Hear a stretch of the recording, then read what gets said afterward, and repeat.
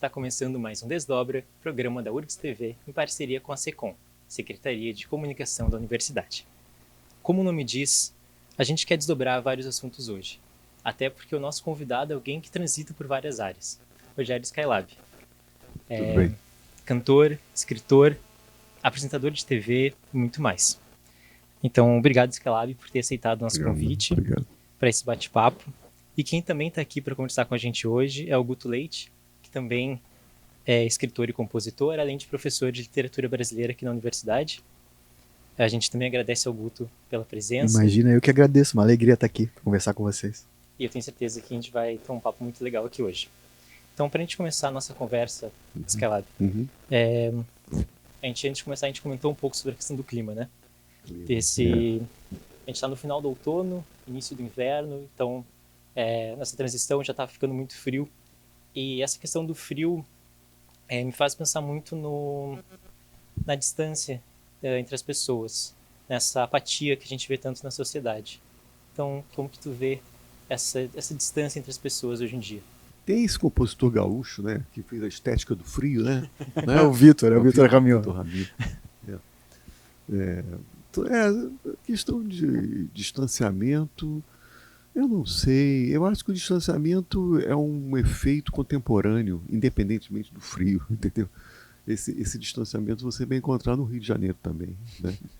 Então, não saberia te falar muito a respeito. Agora, eu sei que quando eu venho para cá, eu sinto muito, eu sofro muito. Sofro muito, sinto frio. E bem, parece que é inconcebível, foi a pergunta que eu fiz para você em off, que uma pessoa que more aqui não tem aquecedor, né, cara? Deve comer um pão que o diabo amassou, né, cara? Porra, não deve ser fácil. E como é que é teu público gaúcho, assim? Tu sente como um público diferente? Porque aqui é um público bem letrado, assim. Eu imaginei que eles transitassem bem na porque palavra. aqui é Guto, né? Uhum. Eu me relacionei muito com Júpiter, sabe? Sim. Com Júpiter, né? Se bem que eu acho que o trabalho do Júpiter é completamente diferente do meu, entendeu? Então eu não consigo também visualizar o público tradicional do Júpiter como o meu público. Não consigo visualizar. Acredito que muitos fiquem felizes, né, por eu ter valorizado tanto o Júpiter, né? Eu trouxe ele para o meu programa, Matador de Passarinho, que eu tinha lá no Canal Brasil, e chegamos a fazer um show juntos, né, no Sesc Campinas, né, alguns anos atrás. Também ele me levou para o programa que ele tinha na MTV, né? Enfim, após a sua morte, não, até antes da morte dele, eu já vinha me apresentando em shows, sempre cantando uma música dele. Às vezes escolhia uma do Cascaveletes, né? Outras mais modernas dele. Depois eu parei de fazer isso. Mas, assim, um bom tempo, nos meus shows, eu cantava sempre uma música dele, né? Agora, fora o Júpiter, eu tinha uma excelente relação também com Marcelo Birk, né?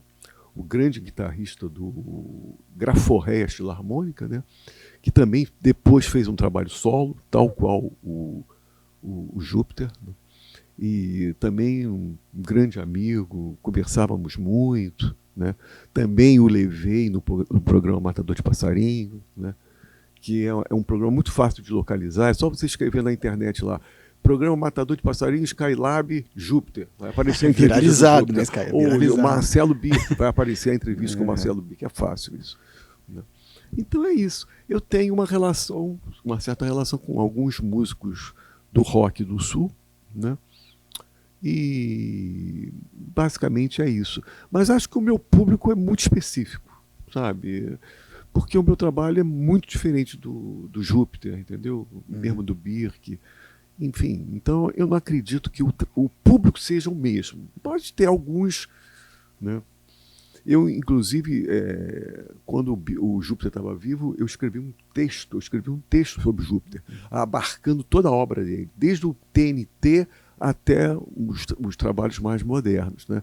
Eu escrevi um texto muito que eu acho interessante e mostrei a ele para ele ouvir, para ele ler, né? Ele leu, depois nós nos encontramos, eu perguntei, e aí, gostou? Ele falou, gostei, gostei, muito bom. Porque eu acho que é um texto de uma pessoa, não é um texto de jornalista. Tá? Eu vejo assim, eu que durante tantos anos fiquei lendo textos de jornalismo cultural, eu percebo uma diferença clara, né? De um texto de academia e um texto de jornalismo cultural. Há uma diferença básica, entendeu? Então eu acho que esse texto que eu escrevi sobre o Júpiter não é um texto do jornalismo cultural, né? É um texto muito pesquisado e tal, mas é diferente, né? Skylab, tu comentou agora uma coisa que eu achei muito interessante, dessa diferença entre o jornalismo cultural e a pesquisa em relação acadêmica em relação à cultura. O que tu acha que talvez pudesse ser incorporado pelo jornalismo para qualificar, então? Por exemplo, ultimamente o campo da canção, né, tem sido, na academia, tem sido feito trabalhos maravilhosos sobre o campo da canção, que é um tema borbulhante, né? Talvez um dos temas mais contemporâneos é a canção, é o estudo da canção. Então, eu acho que na academia tem havido trabalhos interessantíssimos, entendeu? O jornalismo cultural, quando eu falo de jornalismo cultural, estou me referindo fundamentalmente à imprensa, né? Então, eu acho que fica sempre a dever, entendeu? Eu, por exemplo, tenho péssimo acesso à imprensa. Péssimo acesso. Porque aí que a gente tem que fazer uma análise mesmo sociológica e perceber a relação direta entre a imprensa e a grande gravadora. Entendeu? E esse foi uma das minhas grandes dificuldades. Eu sabia desde o início, meu primeiro disco foi em 92, eu sabia desde o início que se eu não tivesse no cast de uma grande gravadora, eu ia ter imensas dificuldades para entrar no rádio e para ser recebido pelos jornalistas da grande imprensa, né? Você veja, né? Vamos pegar o maior jornal da minha cidade. Hoje é o Globo. Na época era o Jornal do Brasil. Depois passou a ser o Globo, e o Globo até hoje é o maior jornal da minha cidade. Se eu te disser que eu nunca tive no jornal O Globo nenhum trabalho de análise sobre a minha música, é sintomático isso, né, cara? É sintomático, né? Então é isso. A minha relação com o jornalismo cultural é complicada, entendeu? Porque eu percebi esse conluio entre a grande imprensa e as grandes gravadoras, né? Mas isso também teria a ver com porque eu fiquei pensando assim, né? Por um lado, acho que eu já te ouvi falando isso algumas vezes, né? Que você se movimenta pelos grandes compositores, mas por outro lado esses grandes compositores também são meio conservadores em algumas coisas, eles são meio carolas, digamos, né? Então, será que também essa falta de espaço não tem a ver com conservadorismo, assim, que acaba refletido no jornalismo cultural, mas que é da sociedade de maneira geral? Assim? Mas você sabe, Guto, eu conheci jornalistas, mesmo que escreviam na grande imprensa, que tinham cabeça boa, eu acho que é uma coisa anterior à cabeça do jornalista, é estrutural mesmo, é uma relação direta que o jornalismo tinha, um vínculo que o jornalismo tinha com a grande gravadora, entendeu? É uma coisa mais estrutural, não é da cabeça do jornalista, não, entendeu? Entendi.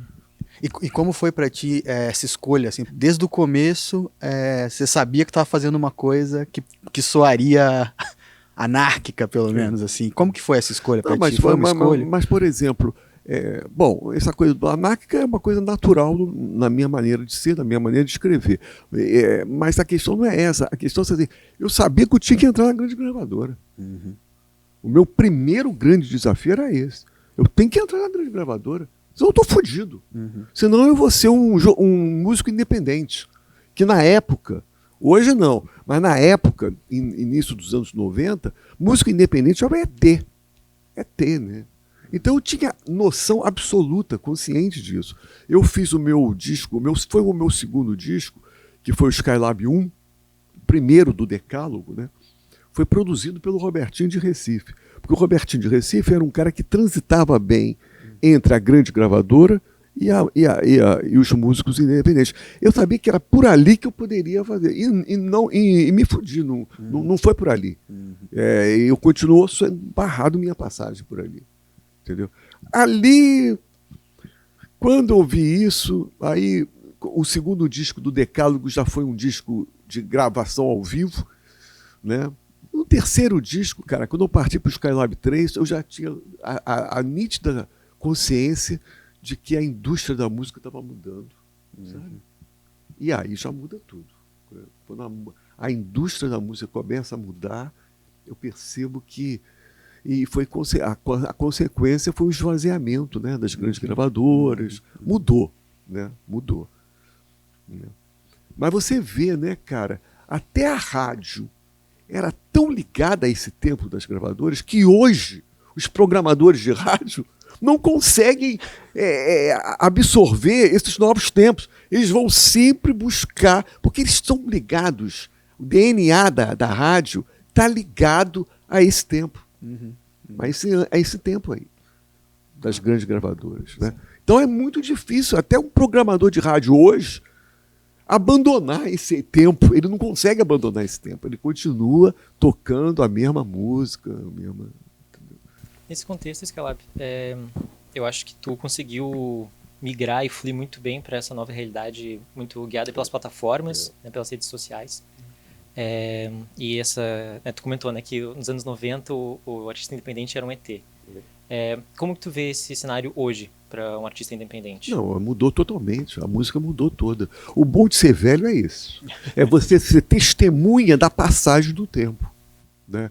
Eu testemunhei, né? Não é pesquisa histórica, é testemunha mesmo, entendeu, cara? Então eu vivenciei tudo isso. Meu primeiro disco ainda era vinil, né? Era o Fora da Grey. Quando eu fui para o segundo disco, a indústria fonográfica já estava mudando, estava virando CD. Tanto que boa parte da minha produção é CD. Era CD. Né? E é essa coisa de terceiro mundo, né? Que eu sempre falo. Mudou a tecnologia, tudo que está atrás, joga tudo no lixo. Essa coisa de terceiro mundo. Né? Nova tecnologia, tudo que está atrás, joga. Quanta gente que eu vi dando-se vinil, jogando vinil para fora, no lixo e tal. Né? É isso, né? Então, até quando eu comecei mesmo a trabalhar com meus discos, passou a ser, o formato era CD. O formato era CD e boa parte... Depois mudou, né? Saiu do CD e foi para o streaming. Né? Então eu vivi todas essas fases, todas essas mudanças. Né? Todas as gravadoras estão de portas fechadas.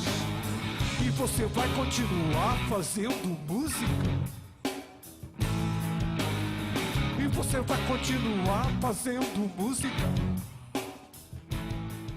Ouvindo teus discos assim, há tanto tempo e tal, eu tenho uma sensação de que ao mesmo tempo tem uma coisa de uma forte base literária, assim. Tem muita, mas é quase como se você desse a volta naquilo que na literatura é meio, como é que eu posso dizer, meio bobo, assim, meio tenro, e tu tá indo direto, assim, mas eu sinto alusões, assim, várias canções que são... Eu tenho colegas que dão aula de filosofia com as tuas músicas, que dão aula de literatura com as tuas músicas. Eu queria um pouco te perguntar isso, qual que é o lugar da literatura na tua vida e na tua música? É porque eu entrei na música tarde, né? Eu entrei na música com 30 anos.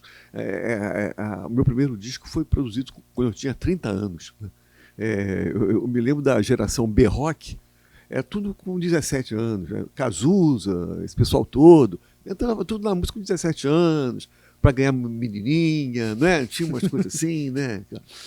Não tinha muita noção. O bom de entrar, eu sempre digo isso, o bom de entrar com uma certa idade é que o teu primeiro disco já é maduro, né? Já tem uma certa maturidade. E o ruim é porque você envelhece logo, né? Você fica logo velhinho, né? Você podia ter mais tempo, né? Eu digo de anos, né? Podia ter mais. Mas, enfim, esse é o problema. Mas, enfim, nesse meio tempo, até 30 anos, o que eu fazia? Fazia faculdade de letras. Depois fui fazer faculdade de filosofia. Entendeu, cara? Então eu tinha, antes da música propriamente dito, toda uma entrada, né, no campo das letras, entendeu? Da filosofia. Entendeu? Eu me lembro, na época, eu fazia o FRJ na faculdade de letras. Eu primeiro, na verdade, eu fiz faculdade de direito. Depois fiz 2 anos e abandonei, porque eu vi que não era minha mais. Mas eu me lembro que na faculdade de letras, na UFRJ, que era um barracãozinho na Avenida Chile, no Rio de Janeiro, e depois foi para o Fundão. Depois foi pro Fundão. E eu me lembro que nessa época, eu nunca mais vou me esquecer, o Afonso Romano de Santana escreveu um grande artigo, o Jornal do Brasil abriu espaço para o Afonso Romano, saiu todo o poema Que País é Esse? Que é um poema do Afonso Romano, saiu primeira página do caderno B do Jornal do Brasil, né? E a gente discutindo aquilo, né? Alguns anos mais tarde, o Legião Urbana ia fazer uma música Que País é Esse? Mas o primeiro poema era do Afonso Romano de Santana. Então era esse tempo, entendeu? De muita assim, discussão, de literatura que nós tínhamos. Né? Isso ainda faz parte da tua vida? Assim, tu ainda lê bastante? Sim, totalmente. Totalmente. É uma coisa, isso é curioso, né? A minha vida, ela tem 2 partes.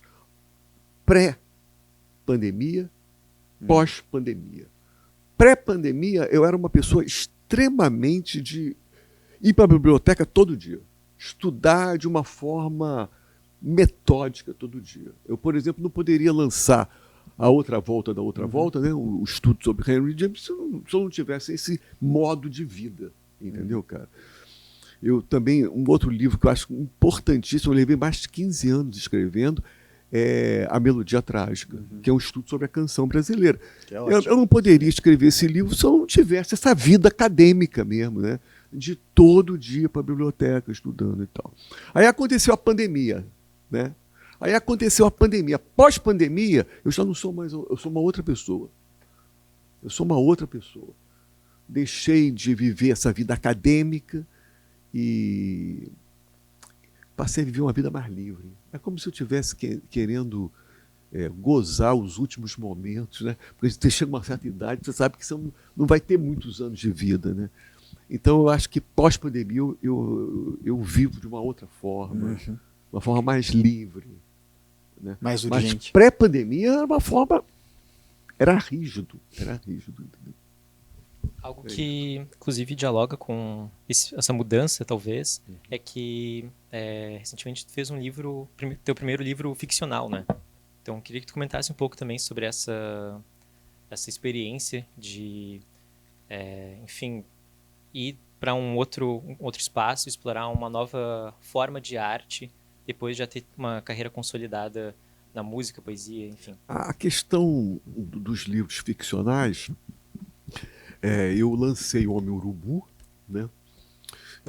Vou lançar agora O Homem-Rato, né? E, enfim, eu quero fazer uma trilogia, né?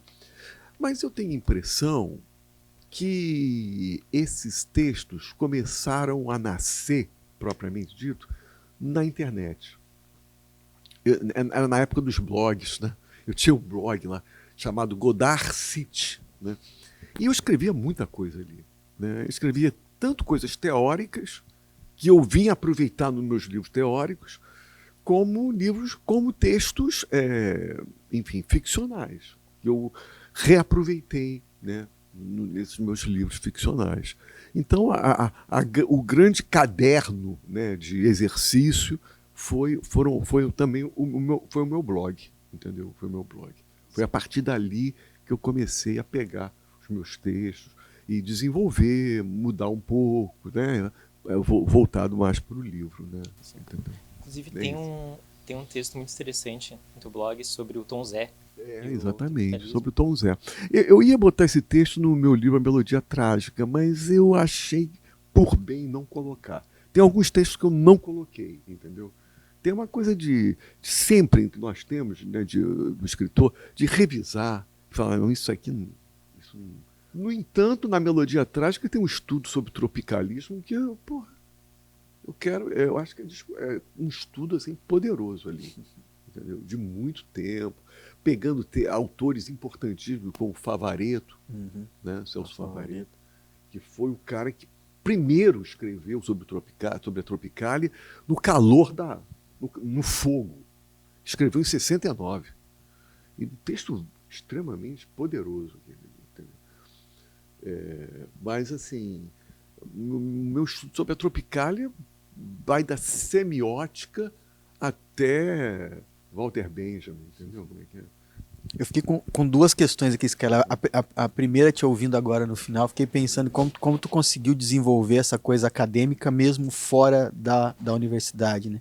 Aí fiquei pensando se a universidade nunca foi um atrativo para ti, assim, não sei, de ir para a universidade, fazer, sei lá, mestrado, doutorado, em que medida isso te pareceu estranho, assim? Eu só não fui para o doutorado porque não aconteceu mesmo. Porque a música atrapalha. A música atrapalha. Porque você tem uma vida acadêmica, é uma vida muito própria, específica, né, cara? Eu, inclusive, no meu livro Lulismo Selvagem, que é um livro de ensaios políticos, eu valorizo muito esses operários da universidade. Porque são verdadeiros operários, né? Fazendo aquelas monografias, né? Aquele que faz parte do currículo. Você tem que escrever, né? Não é porque você quer fazer, você tem que escrever. E são operários que escrevem ali, né? No Lulismo Selvagem eu vou nas estrelas, né? Alain Badiou, né? Então, estrelas, mas vou também nos operários.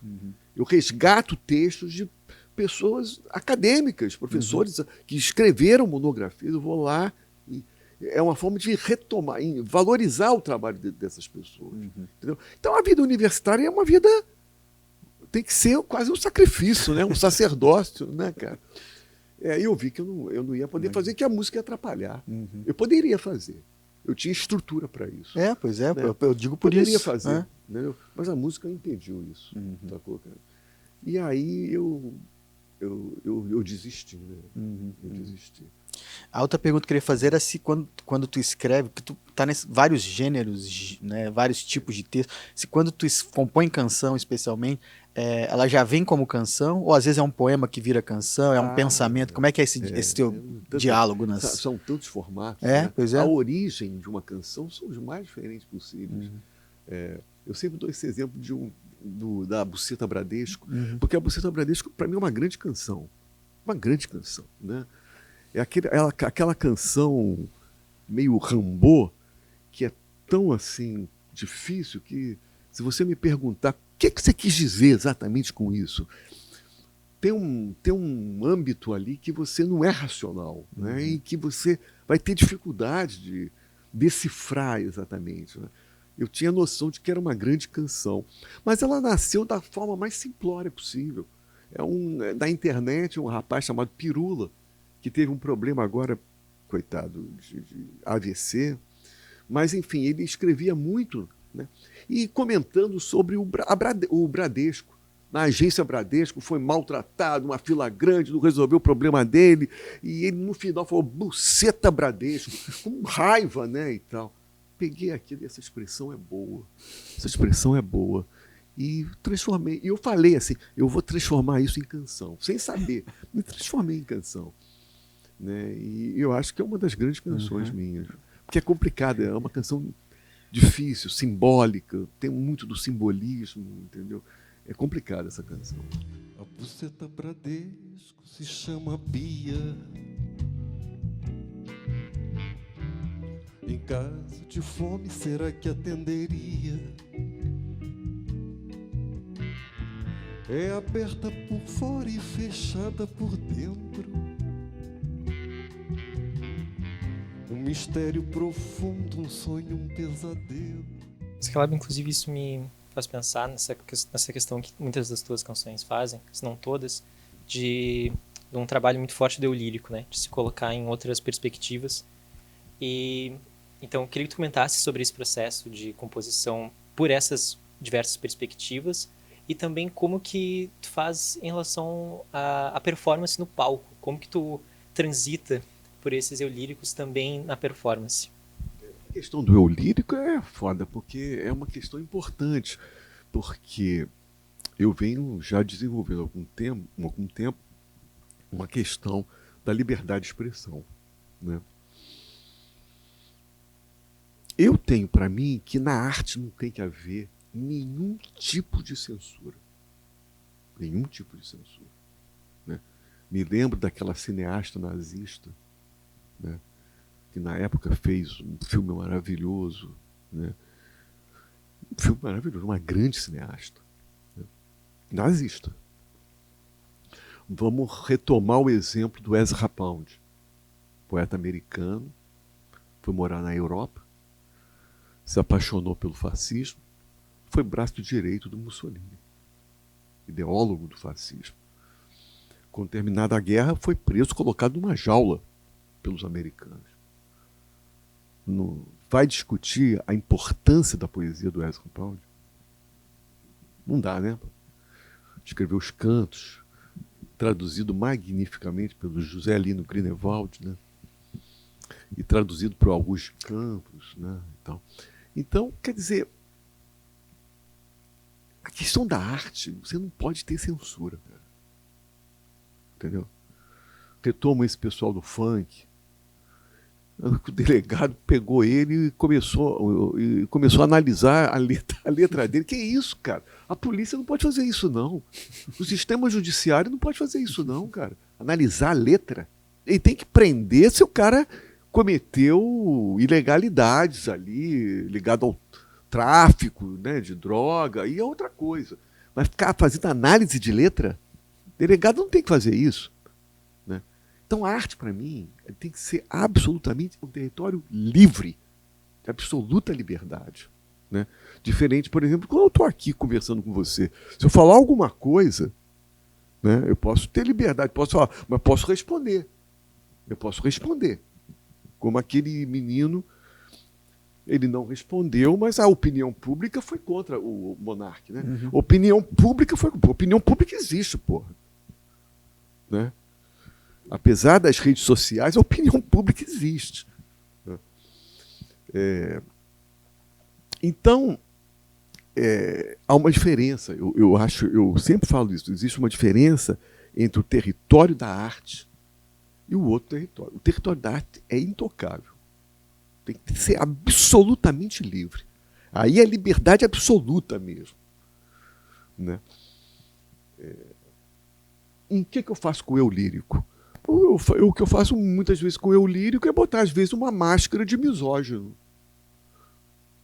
Outras vezes eu vou botar a máscara de um torturador. Outras vezes eu vou botar a máscara de uma travesti. Às vezes eu vou botar a máscara de uma mulher. É mascaramentos do meu eu lírico, entendeu? Quando você lê, por exemplo, o romance Memorial de Aires, do Machado de Assis, o narrador é o autor? O narrador de Memorial de Aires é o Machado de Assis? Entendeu o que eu quero dizer? Então existe uma diferença entre o narrador e o autor. Na arte você não pode responsabilizar ninguém. Na arte não dá, por causa do travestimento, por causa dos mascaramentos. Entendeu? Então essa questão que você abordou do eu lírico é uma questão, para mim, fundamental. Entendeu? É uma prova de que o território da arte é um território absolutamente livre. Mesmo quando a arte é escrota. Mesmo quando o humorista é escroto. Eu jamais iria ver, por exemplo, o espetáculo do Léo Lins. Acho escroto aquilo. Mas você não vai proibir aquilo, porra. Sabe? A polícia, a polícia, o aparelho judiciário não pode entrar ali. Entendeu? A arte é um território absolutamente livre. Entendeu? E não vem como dizer, mas o humor não é. Não vem com esse papo. Né? Porque aí você também vai dizer, mas funk não é arte. Aí você começa a abrir, né, essas coisas preconceituosas. No século XIX, no início do século XX, samba. Mas samba não é arte. Né? É isso. O teu público, eu tenho a sensação de que reconhece isso e reconhece essa liberdade, assim. Mas como você acha que isso bate na sociedade brasileira? Porque eu tenho a sensação de que a sociedade... Meu público nem todos. Meu público tem de tudo, tem até bolsonarista. Meu público não, meu público é... Porque o meu trabalho tem esse viés. E como que é o espetáculo? Por exemplo, quando você vai ver um público quando você vai de metal, é um público muito homogêneo. Porque o trabalho é muito homogêneo. Né? Chico Buarque também. O público do Chico Também. Buarque é bastante homogêneo. Eu diria até do Júpiter. Ah. Eu diria até do Júpiter. Eu acho que o público do Júpiter é um público mais homogêneo que o meu. Entendeu? Mas isso é influência do trabalho. Eu trabalho com materiais os mais diferentes possíveis. Entendeu? Tanto que, por exemplo, no caso do Júpiter, é muito claro, você vai defini-lo como rock. No meu caso, é meio complicado você definir o meu trabalho como rock. Entendeu? Você pode até ver o meu show lá. Meu show tem muita guitarra, bateria, muita barulheira, entendeu? Você pode ficar com a sensação de que é rock aquilo ali, entendeu? Mas é complicado o meu trabalho. Meu trabalho não é rock, entendeu? Eu trabalho com a mistura de gêneros o tempo inteiro. Até quando eu escrevo um texto teórico, eu estou trabalhando com mistura de gêneros o tempo inteiro, né? Então é complicado. Quando você fala do meu público, visualizar um público que compreenda o meu trabalho. Não, você vai encontrar públicos que não compreendem, que leva para o humor, que leva para a piada, para a zoação, né? Você vai encontrar todo tipo de público. E para mim, esse é o grande barato. Para mim, esse é o grande barato. E que me faz uma pessoa do século XX. Eu sou um artista do século XX. Porque para mim, o grande barato era trabalhar com o público, com a ideia de público. A ideia de público, para mim, é tudo. É credo. Por isso que, para mim, estar no programa do Jô Soares, numa TV aberta, era fundamental. Entendeu? Porque eu vou estar discutindo com o público, de um modo geral, a ideia de público. A partir do século XXI, né, com a internet, a segmentação ficou muito violenta. Né? Eu sempre quis dialogar com o público, com a massa, entendeu? Não importa que o meu público seja pequeno, né? Você pode ter um público de 300 mil, pode ter um público de 300 pessoas, não importa. Mas a natureza do meu trabalho era sempre dialogar com o público, de um modo geral, com a massa, né? Você nunca vai encontrar num show meu grita assim, fora Bolsonaro! Nunca vai ver isso, eu falar isso. Tem artistas aí brasileiros que ingenuamente entram nessa história. Pô, não, é ingênuo isso. Você está falando com o público, porra. E pagou para assistir o teu show, porra? Pagou para assistir o teu show? Fora Bolsonaro! Que isso, cara? Tá doido, cara? Eu estou totalmente concentrado nas minhas músicas, um trabalho de memória, então vou ficar gritando fora Bolsonaro. Que isso, cara? Tá louco? Entendeu? Claro que se você me perguntar para mim pessoalmente, aí eu vou falar quais são os meus credos políticos, né? E que evidentemente está ligado ao lulismo, ao PT. Eu escrevi um livro chamado Lulismo Selvagem. Eu tenho minhas crenças como pessoa. Mas no meu trabalho eu posso meter a máscara de um nazista ali. Entendeu? Essa intenção de falar com o público, né, com a massa, me fez pensar também sobre o teu programa, o Matador de Passarinho, que ao mesmo tempo que ele, enfim, é um programa de TV, que é um veículo de massa, ele teve foi um formato muito, muito único, que de certa forma subverte algumas questões tradicionais da TV. E então eu queria que tu comentasse em relação ao programa e sobretudo como que tu enxerga o papel da TV hoje no Brasil. Eu sou da geração da televisão, né? Eu sou do século XX, entendeu? É final do século XX, então a televisão teve uma força muito grande, sabe? Ainda que eu tive muito eu tive um contorcionismo para me deslocar para a internet e me desloquei com muita naturalidade, né? Mas eu venho da televisão. E a televisão é isso, é relação com a plateia, com o público, né? É falar para todo mundo, né, com o público. Hoje não, hoje é muito segmentado, né? O programa Matador de Passarinho nasceu numa televisão fechada, que é ruim. Eu queria que fosse uma televisão aberta, né? Mas foi uma televisão fechada. Então foi para um público restrito, né? Enfim, mas assim, Os convidados que eu escolhia eram um exemplo disso, né? Quem escolhia eram os convidados, era eu. Né? Teve alguma Então, influência no projeto, Skylab? No formato do programa você também dizia, eu gostaria assim e tal, o formato também tinha coisa tua? eu não sei, o formato, porque o programa tinha as entrevistas e tinha as minhas performances. Eu não gostava das minhas performances, entendeu? Aquilo ali foi uma jogada da produção. Mas, enfim, era o projeto e eu me moldei àquilo ali. Mas o que eu gostava mesmo era das entrevistas e o que eu gostava mesmo era de fazer escolher os convidados, entendeu, cara? E ali nos meus convidados você vai ver Elza Soares, mas você vai ver Paulo Henrique Brito. Entendeu, cara? Você vai ver ali Arrigo Barnabé, mas você vai ver ali também Luiz Tati, que é menos, que é mais discreto. Né?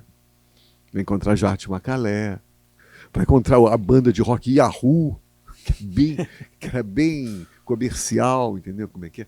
Então é isso, cara. A escolha dos convidados, para mim, era mais a essência do programa do que propriamente as minhas performances ali, humorísticas ali, entendeu, cara? É isso. E você acha que a TV brasileira, principalmente a aberta, né, que eu acho que ainda tem esse diálogo muito forte, você acha que tem um espaço para algo assim hoje?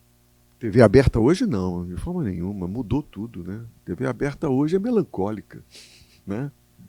Eu mesmo, que era uma pessoa que via muito televisão, eu via muito televisão, porra. Eu sou do final do século XX, né, cara? Hoje raramente eu vejo televisão. Hoje eu só vejo televisão para mostrar, para alimentar a minha doença, que eu falo de a minha doença de futebol. Né? Essa é uma doença. Eu eu acho que eu não sugiro futebol para ninguém. Futebol é uma doença. Tu é tricolor, cara? Eu sou tricolor, doente. Mas o futebol é ruim. O futebol é um atraso na vida, entendeu? Mas eu sou apaixonado pelo futebol, entendeu? Então eu só gasto meu tempo na televisão vendo aqueles idiotas comentaristas falando besteira. É ali que eu gasto meu tempo, entendeu? Ou então vendo uma boa pelada na televisão, que normalmente são jogos ruins. Né? Enfim, é isso.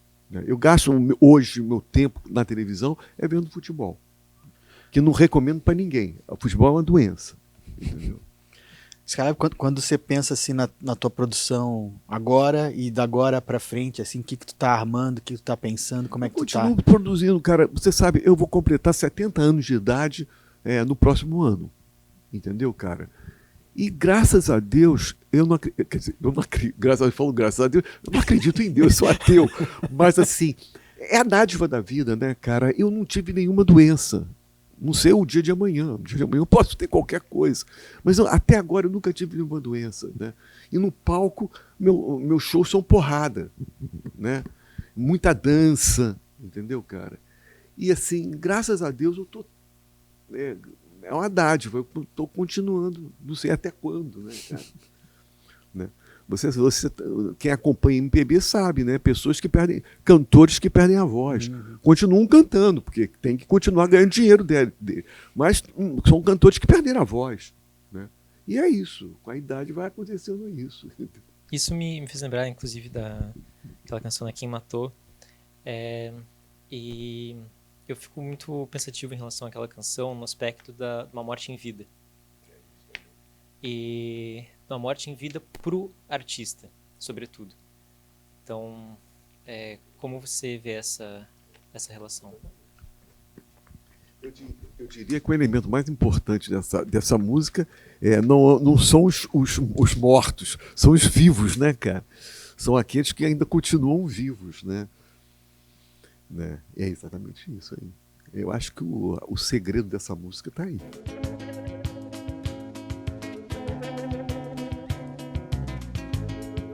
Eu quero saber quem matou Tom Zé. Eu quero saber quem matou Walter Franco. Eu quero saber quem matou Jorge Maltner. Eu quero saber quem matou Jarte Macalé. E Skylab, entrar para uma gravadora, não te restringiria, assim, ou seja, como... Beleza, tu não entrou, mas se tu tivesse entrado pra uma grande gravadora, como que tu ia lidar com a coisa? Tu tem que fazer um disco assim, tu tem Não que fazer teria um disco problema assado. nenhum. Iria produzir muito bem, estaria tocando na rádio, estaria ganhando muito dinheiro, entendeu? Teria problema nenhum eu estar numa E conseguiria era o que eu seguir queria, vivo? era o que eu queria. Conseguiria seguir vivo, assim, artisticamente vivo mesmo? Vivo, completamente vivo, como todos mantiveram. Né? Você vai falar que Caetano Veloso morreu, Uhum. que Chico Buarque morreu, né? Curiosamente, eu não falo nenhum desses na música. Skylab, você falou da coisa da diferença da tua obra pro Júpiter, mas eu fiquei o tempo todo pensando assim, que tem algo de libertário do rock que parece o teu trabalho, assim, é irmão do teu trabalho. Como que tu vê isso, assim, essa Tem coisa? vínculo, tem vínculo. E o Júpiter é um grande compositor. É, Né? Eu extraordinário. sempre tenho dito isso e eu tinha umas conversas com o Marcelo Birk muito louco, eu falava assim, Birk, gozado, né, cara? A cena de Porto Alegre é tão forte e a cena de Curitiba é tão ruim, tão fraquinha, e no entanto Curitiba produziu Paulo Leminski, né, cara? E o Rio Grande do Sul, que o cenário de Porto Alegre produziu de grandioso assim, né? Né? E eu tinha essas conversas, né? Apesar da cena em Porto Alegre ser muito mais borbulhante, né? Paraná produziu Arrigo Barnabé. Quer dizer, o que o Rio Grande do Sul produziu assim de... O Júpiter é maçã. O Júpiter. mas eu não sei se eu coloco o Júpiter no mesmo nível Do Arrigo, né? do Arrigo. Né? A gente tem que relativizar essas coisas. Né? Mas, de qualquer maneira, eu acho o Júpiter um grande compositor. Né? E eu sempre tenho dito que o Júpiter nasceu na geração B-Rock, nos anos 80, começou com TNT e tal. Né? E eu acho o Júpiter o maior de todos. Se você pegar Cazuza, Herbert Viana, Renato Russo, Arnaldo Antunes, eu acho o Júpiter maior do que todos eles. Acho o Júpiter maior do que todos eles. Ele é realmente o rockman brasileiro, é o Júpiter Maçã. E eu falo isso pela obra que ele produziu, pelas músicas que ele construiu. Entendeu, cara? Eu acho o Júpiter maior do que todos eles. Entendeu? Inclusive tem uma versão da música Eu e Minha Ex que ele gravou aqui, eu acho muito boa, inclusive.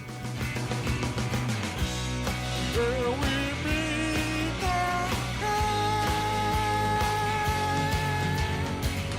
queremos amizade, mas acho que eu não superei. Talvez ainda goste dela. Skylab, tu tá em Porto Alegre hoje para realizar um show dos 20 anos do Skylab 4. Como que é essa sensação de ter uma data simbólica de um disco e principalmente de revisitar uma obra? Como que tu olha esses teus primeiros discos? É um envelhecimento, né? Ficando velho, né? Aí tem que fazer essas coisas, né? Talvez um dia eu faça 20 anos do Skylab 5, né? Que também é um disco que eu acho bom dentro do meu decálogo, né? É curioso porque eu não valorizo muito o meu decálogo, né? Mas o meu público valoriza. O meu público valoriza muito o decálogo. E se eu escolhi o Skylab 4 é porque eu tenho a sensação que para o meu público o Skylab 4 é um dos discos mais importantes, né? Por isso que eu estou trazendo os 20 anos dele, né? E foi um disco, assim, eu considero, diante do que eu produzi, o Skylab 4 o início da minha carreira, um dos inícios da minha carreira, né? E eu estava ali palpitando ali, eu estava ali querendo trabalhar mesmo, eu estava com, né? Tanto que eu gravei no estúdio umas 20 músicas, entendeu? Eu gravei umas 20 músicas, uma atrás da outra, pá, eu estava num timing assim, poderoso ali. Inclusive compus 2 músicas que não integraram o disco, por medo mesmo. Porque a música se chama Chico Xavier e Roberto Carlos, e a outra se chama Câncer no Cu. Entendeu? Que depois E- saíram, né? E eu achei por bem, não coloquei. Alguém pegou e Ah, alguém pegou ali e colocou na internet. Mas na minha discografia, se você acompanhar toda ela, você não vai Não encontrar tá lá, nenhuma olha dessas aí. músicas, entendeu? Uhum. Porque são músicas que podiam me prejudicar, né? Uhum. Já a Fátima Bernardes Experiência, que eu lancei no disco posterior, no Skylab 5, eu banquei. Porque eu achava que essa música, além de ser muito boa, ela poderia ser compreendida pela autora, o objeto do tema. E ela realmente não houve nenhum processo, nada disso. Entendeu, cara? Ela tem uma cabeça boa, né? Então. Fátima Bernardes em carne e osso. Fátima Bernardes tem corrimento. Fátima Bernardes,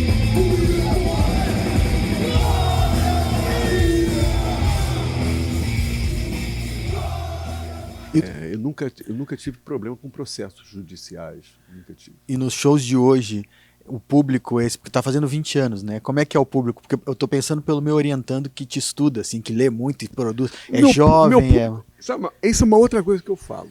É a questão da estética da recepção, que é fundamental. Outro dia eu falei sobre isso lá em Belo Horizonte. Uma coisa que subjaz na arte é o ídolo e o fã. Se você tira uma dessas pontas, cai tudo, né? Então, quando eu falo fã, eu penso muito do público, eu penso na estética da recepção. É fundamental isso. Artista sem. Aí um cara me falou assim: mas o Van Gogh pintava obras-primas e não tinha público nenhum, não vendia nada. Bom, tudo bem, ele fazia aquelas obras-primas e colocava tudo no quarto. Ok. E ficaria tudo no quarto, porque ninguém o conheceria. Ele seria Van Gogh? Não. Ele só é Van Gogh, entre aspas, porque existe o público, né? Então o público é fundamental também. A questão da estética da recepção, para mim, é importantíssima, né? E o que acontece? Uma das burrices dos laboratórios das gravadoras, vou fazer um trabalho voltado para... É um risco, é perigosíssimo, porque você não tem controle da recepção do seu trabalho. Você não tem controle. Eu sempre digo, Nelson Rodrigues falava assim, Nelson Rodrigues, que é um cara que eu li muito e estudei muito, Nelson Rodrigues falava: jovens, envelhecei-vos. Porque ele não gostava do jovem. E eu adotei essa... Quando eu faço uma música, eu não penso no jovem. É uma coisa que eu menos penso em jovem. Né? Porém, tem um problema. O meu trabalho atingiu em cheio o jovem, sem nunca ter pensado nele. Tem um poema do Paulo Henrique que fala isso. Você atira, mas o teu tiro pode atingir o outro. Você pode estar pensando na pessoa ali e o teu tiro vai atingir uma outra pessoa em cheio, né? É isso que aconteceu. O meu público é basicamente formado por jovens. Basicamente formado por jovens, né? Que nem eram nascidos quando eu fiz a música. Se você fizer um estudo do meu público, provavelmente 90% ali é garotada. 90% é garotada. Que não estava vivo quando eu fiz o Skylab 4. Então, acho que essa questão do público, ela se origina pelas tuas participações em programas, né? Principalmente nesses últimos anos em podcasts, algo assim, essas outras mídias. Tu acha que é por conta disso ou tu acha que é um fenômeno à parte, assim?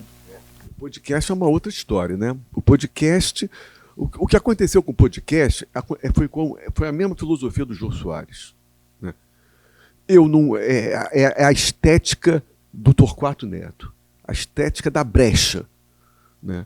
Já que o sistema está fechado para você, você vai procurar brechas. E foi isso que eu fiz. Uma brecha foi o Jô Soares. A outra brecha é o podcast. É a possibilidade. Pô. Ninguém vai falar do meu trabalho, dos meus discos. Ninguém vai discutir. Quer dizer, na imprensa. Não vai se discutir mesmo. Eu vou procurar um podcast para falar da minha música. Tendo sempre como núcleo a minha música. Sacou? Porque esse negócio de falar, apresentador de. Como você falou ao início aí, apresentador de programa, trabalhou no filme, ator, enfim, escritor e tal. Mas eu acho que o núcleo ali é a música. O resto são satélites. Entendeu, cara? O núcleo ali é a música. Então, porra, foi isso. São brechas que a gente tem que encontrar.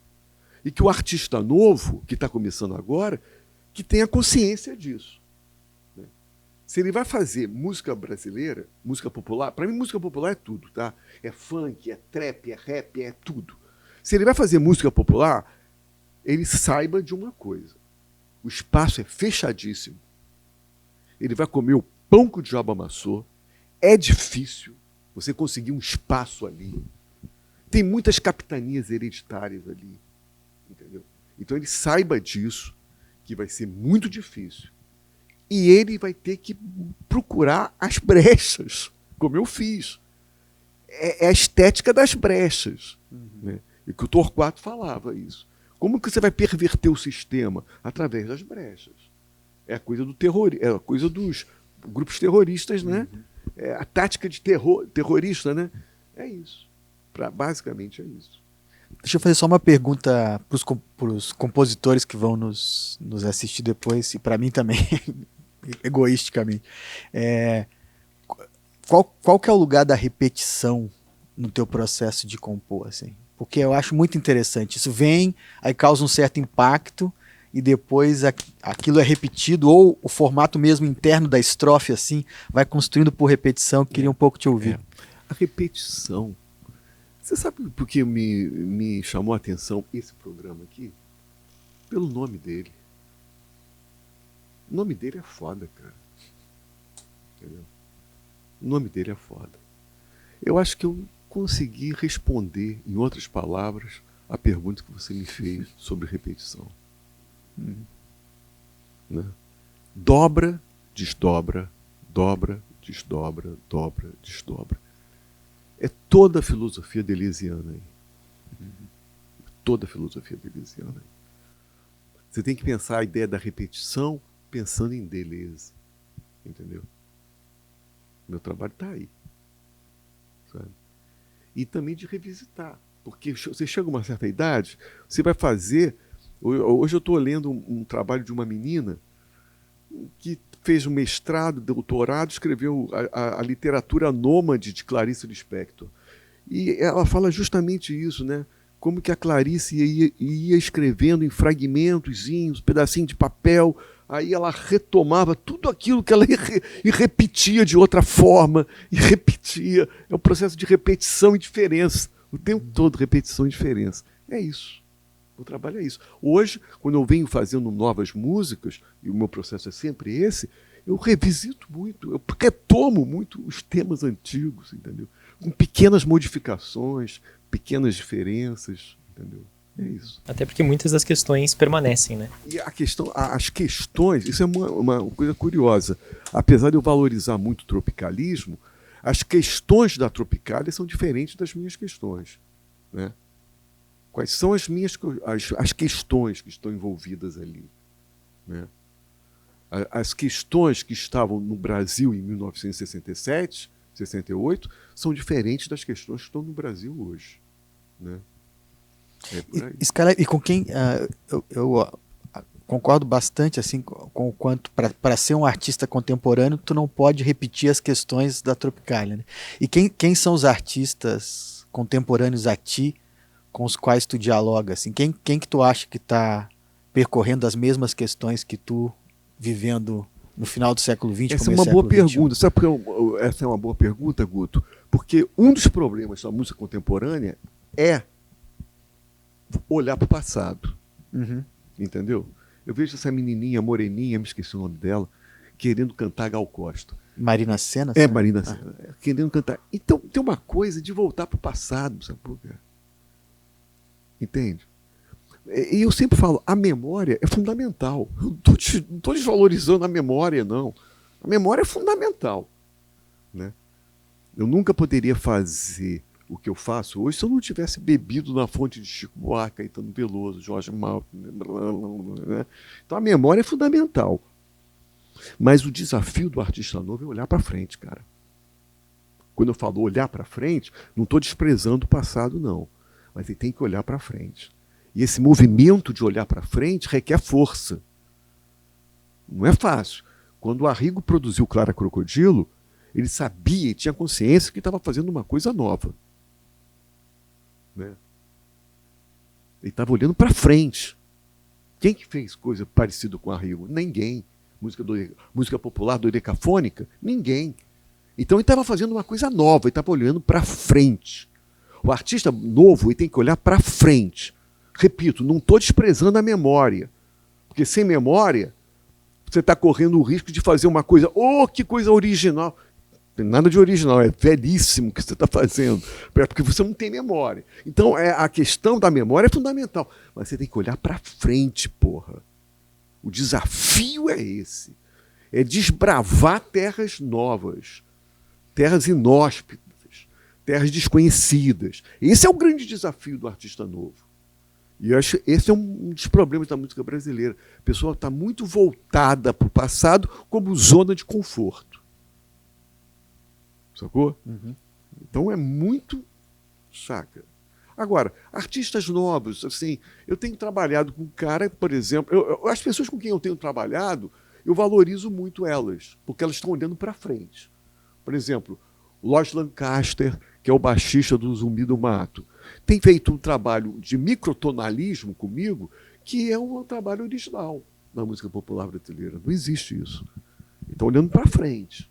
Cadu Tenório, que vem fazendo um trabalho de noise, de ruído, e fez alguns discos comigo recentemente, está olhando para frente, né, cara? Entende? Uhum. O grande desafio é esse, é olhar para frente. Sem desprezar a memória, você tem que olhar para frente. Entendeu? Skylab, Guto, a gente já está se encaminhando para o encerramento da conversa. Uhum. E então, a última pergunta, Skylab, se as portas das gravadoras estão fechadas, se as crianças e os velhos te acham maluco, se até os alternativos correm para o outro lado, por que continuar fazendo música? Pois é. Por quê, né? Essa que é a questão, por quê? Você não deve continuar fazendo música.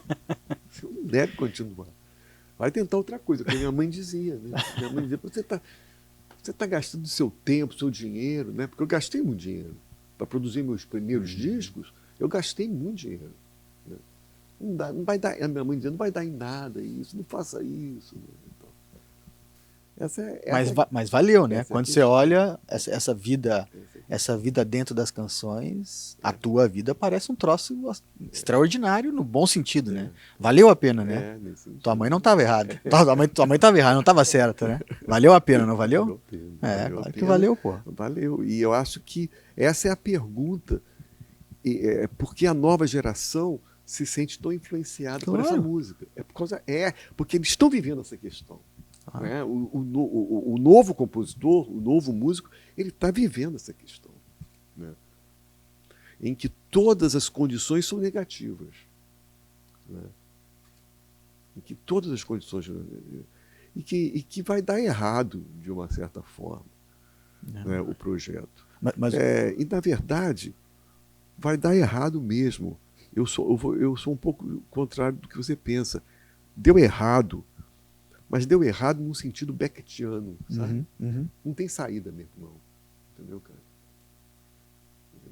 Porque seria muito demagogo, né?